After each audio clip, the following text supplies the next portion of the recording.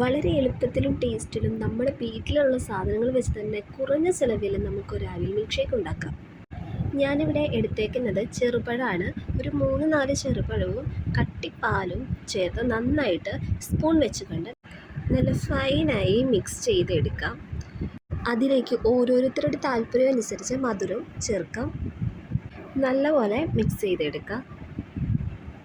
ചൂടായ പാത്രത്തിലേക്ക് മട്ട അവിലിട്ട് നന്നായിട്ട് വറുത്തെടുക്കാം. ഇതിൻ്റെ പാകം എന്ന് പറയുന്നത് അവിൽ നല്ല ക്രിസ്പി ആയിട്ടുണ്ടാവും.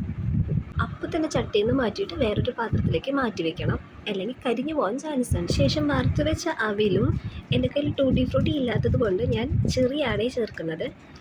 ശേഷം ഈ എല്ലാം ചേർത്ത് നന്നായിട്ട് മിക്സ് ചെയ്തെടുക്കാം. അതിലേക്ക് കുറച്ച് ബൂസ്റ്റും കൂടി ആഡ് ചെയ്യാം. ഞാനിവിടെ കപ്പലണ്ടി വറുത്ത് തൊലി കളഞ്ഞ് വെച്ചിട്ടുണ്ട്. ശേഷം കപ്പലണ്ടി കൂടി ആഡ് ആക്കാം. നന്നായിട്ട് വീണ്ടും മിക്സ് ചെയ്യാം. ഫൈനലി നമുക്ക് ഗ്ലാസ്സിലേക്ക് ചെറി ആഡ് ചെയ്യാം. ശേഷം അവിൽ മിക്സും ചേർത്ത് കൊടുത്ത് പാലും ആഡ് ചെയ്യാം. പിന്നെ ഒന്ന് കളറാക്കാൻ വേണ്ടിയിട്ട് ഞാൻ ആദ്യം ബദാം ഇടുന്നുണ്ട്. അതിനുശേഷം ഐസ്ക്രീം ആഡ് ചെയ്യുന്നുണ്ട്. അതിൻ്റെ മുകളിലേക്ക് കുറച്ച് ബൂസ്റ്റും 2 ചെറിയും കൂടിയും വെച്ച് കഴിഞ്ഞാൽ ഇവിടെ അവിൽ മിൽക്ക് റെഡി.